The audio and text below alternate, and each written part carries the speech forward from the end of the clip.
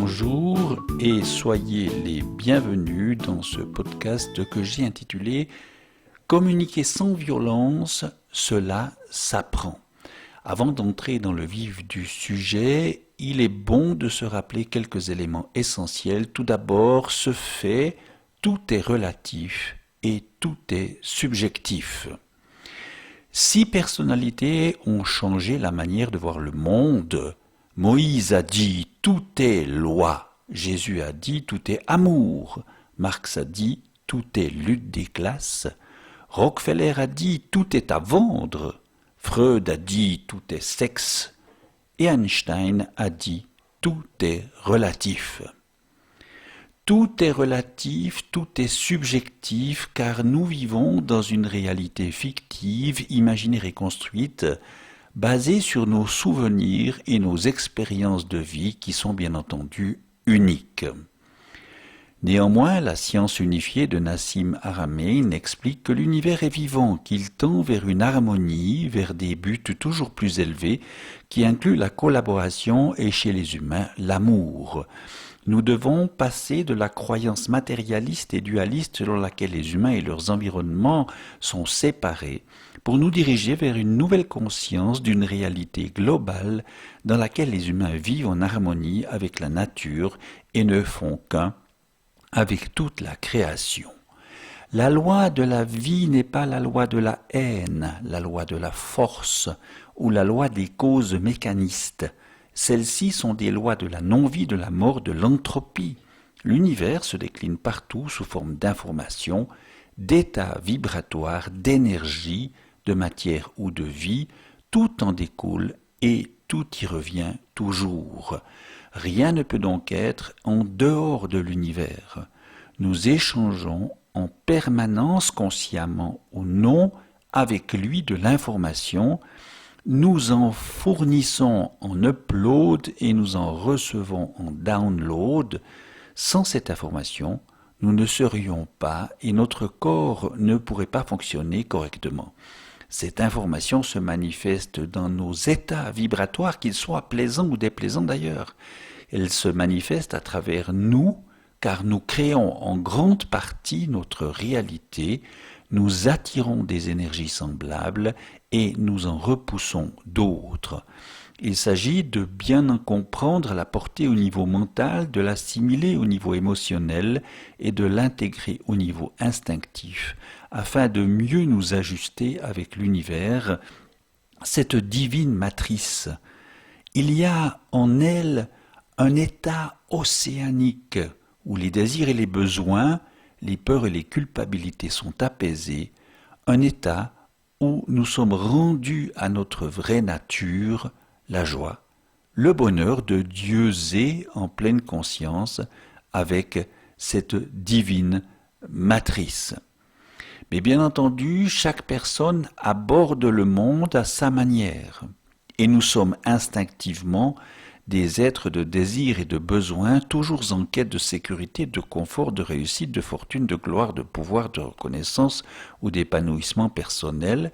Et comme chacun l'est de manière individuelle, eh bien, nos rapports humains seront forcément conflictuels, à tout le moins en opposition, en rivalité, tantôt en complicité ou en duplicité ou en séduction. Nous développons instinctivement des stratégies diverses et variées pour nous sentir en position haute et non en position basse de faiblesse. Citons parmi ces stratégies l'imposition, le chantage affectif, la ruse, le bluff, la séduction, la mystification ou encore la dette imposée. Nous utilisons nos expériences heureuses ou malheureuses pour aborder les autres, entrer en relation ou en communication, en fonction aussi, bien entendu, de nos valeurs ou de ce qui nous tient à cœur. Les rapports de force et les confrontations, les rivalités ou les convoitises y seront monnaie courante, mais cela n'est pas une fatalité. On peut y remédier en apprenant justement à mieux observer, à repérer nos sentiments et nos émotions pour mieux clarifier et exprimer nos besoins et ceux des autres. C'est ce que nous allons voir plus en détail.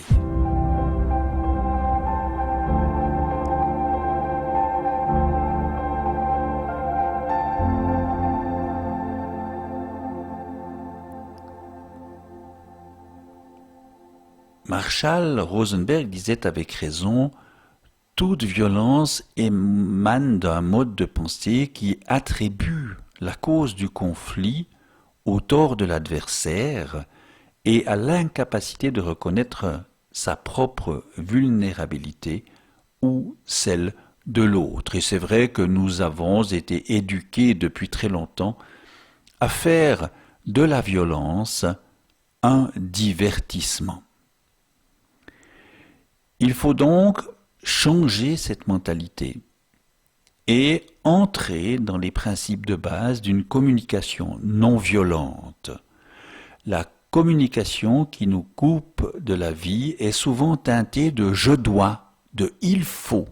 L'action de donner est souvent motivée par la contrainte plutôt que par la bienveillance, par la peur, la culpabilité, la honte, le jugement, la critique, le déni de la responsabilité, les exigences ou ce qui mérite récompense et punition.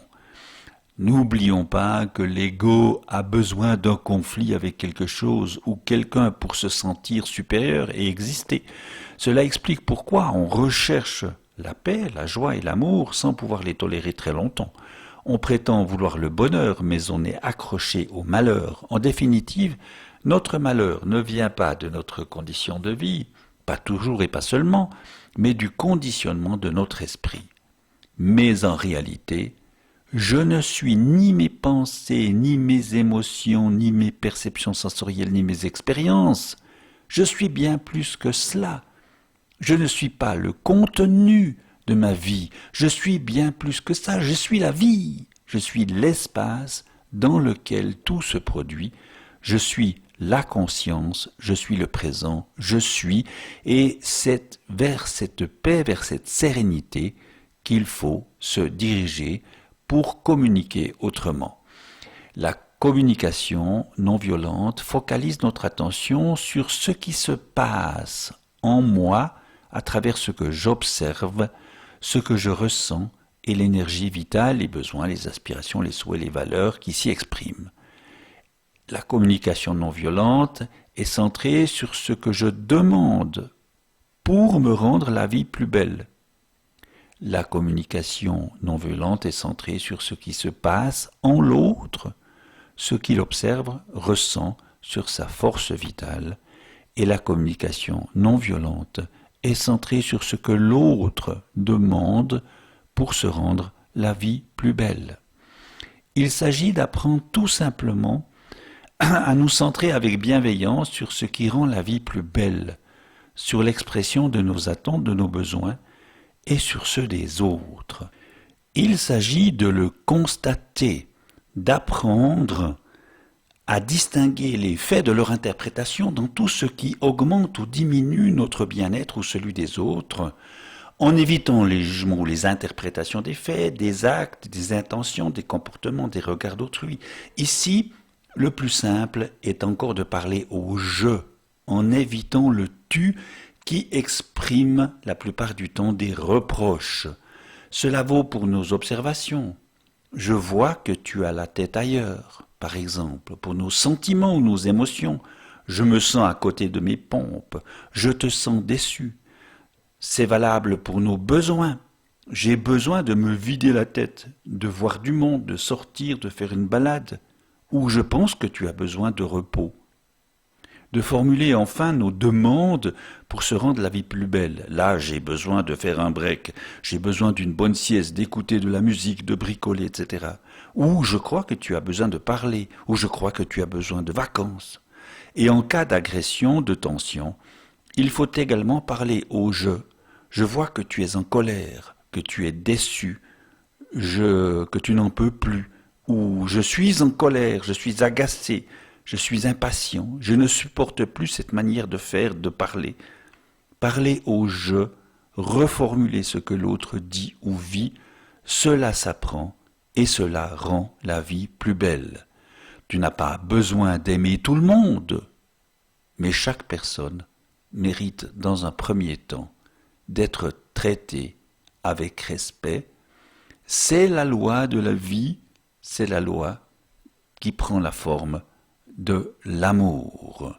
Nous verrons en quoi et comment une résonance harmonieuse avec l'univers est maintenant un prolongement naturel.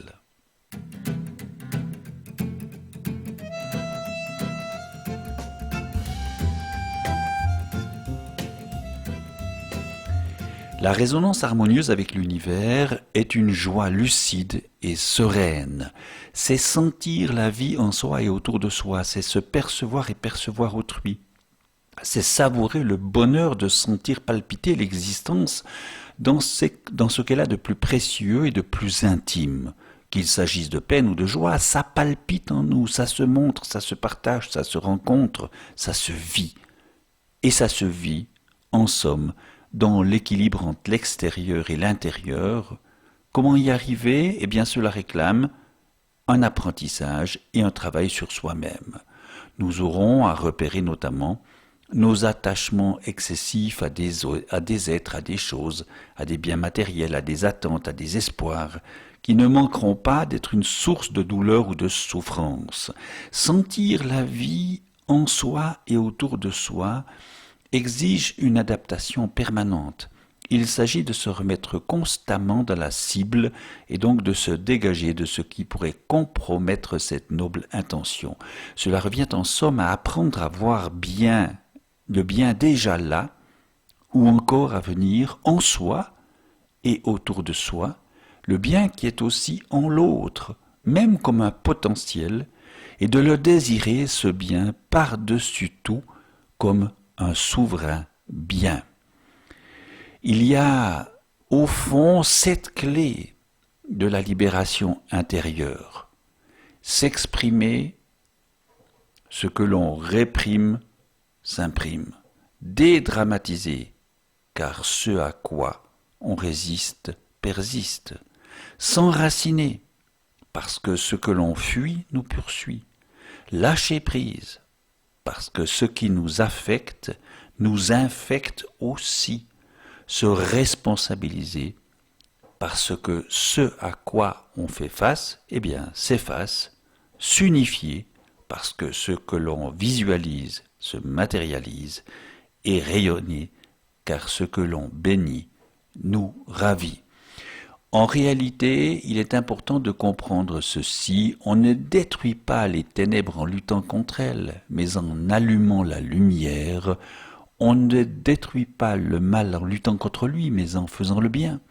On ne détruit pas la haine ou la peur en s'acharnant contre elle, mais en laissant monter la tendresse amour. C'est en allant vers l'Est qu'on s'éloigne de l'Ouest, c'est en allant vers plus de vie qu'on dépasse la mort, et c'est en allant vers ce qui dure qu'on est libre de ce qui ne dure pas, disait avec raison Placide Gabory. Alors la résonance harmonieuse, ce défi suprême, en somme, va consister dès lors à réaliser, concevoir, comprendre que nous sommes la vie s'aimant elle-même, un processus continu de création à travers le corps et notre environnement, un consentement lucide et confiant à exprimer aux aptitudes de notre cerveau moral, par exemple en exerçant l'empathie, la compassion, le sens de la justice, de la collaboration, le refus de souffrir ou de faire souffrir inutilement, ou encore l'altruisme, en allant aussi vers la singularité du cœur, là où les désirs et les besoins, les peurs et les culpabilités sont apaisés, où on peut être en connivence avec l'univers, dans le calme et la confiance, dans la gratitude et la complicité notamment. Cette résonance nous conduit à comprendre que tout est un, que nous en faisons partie, que notre unicité acquise par notre ADN, par nos gènes et par notre expérience de vie ne nous condamne pas à une solitude radicale. Le lien avec la divine matrice est une réalité. Nous pouvons le ressentir, en bénéficier à travers des intuitions, des prémonitions, des inspirations, des coïncidences ou des synchronicités. Vivre ce lien à travers des expériences de sortie de corps, des expériences de mort imminente et tant d'autres choses. C'est un lien fort à concevoir, à ressentir, à suivre instinctivement pour que notre vie soit meilleure, pour que la vie soit plus belle, qu'il soit bon d'être né, d'être respecté sans être jugé, rabaissé ou méprisé, sans que personne ne vienne faire la loi. Ce respect se vit dans la non-ingérence et la non-violence pour que tout puisse être sauf et que la vie puisse être bonne. Je l'ai dit autrement à travers une chanson dont je suis le compositeur, l'auteur et l'interprète, une chanson intitulée « On peut bâtir ».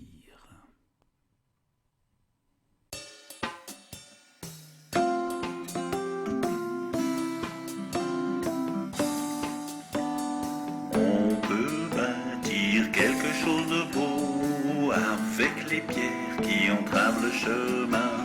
Chaque jour contient la promesse d'un lendemain, tout le charme d'un regard nouveau. On peut apprendre à tourner le dos à l'étroitesse de nos soucis idiots.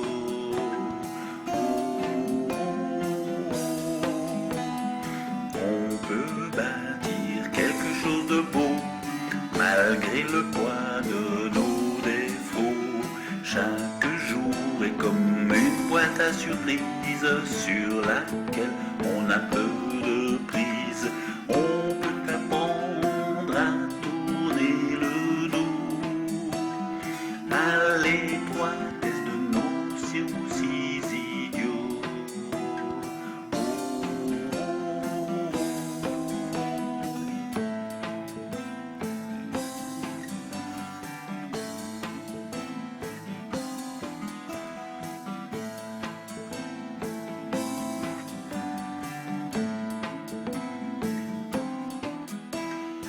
On peut apprendre à tourner le dos à l'étroitesse de nos soucis idiots.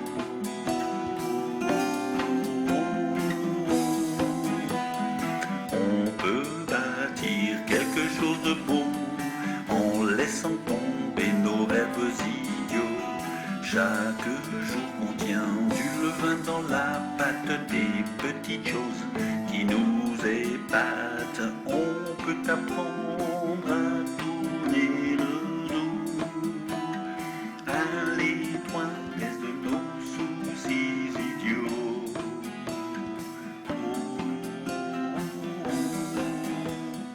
On peut bâtir quelque chose de beau, s'embeller avec le troupeau. Chaque jour contient dans la solitude le débordement de l'habitude. On peut apprendre à tourner le dos à l'étroitesse de nos soucis idiots.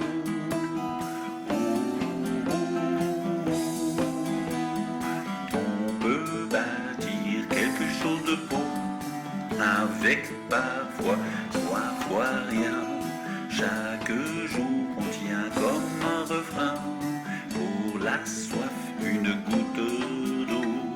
On peut apprendre à tourner le dos à l'étroitesse de nos soucis idiots.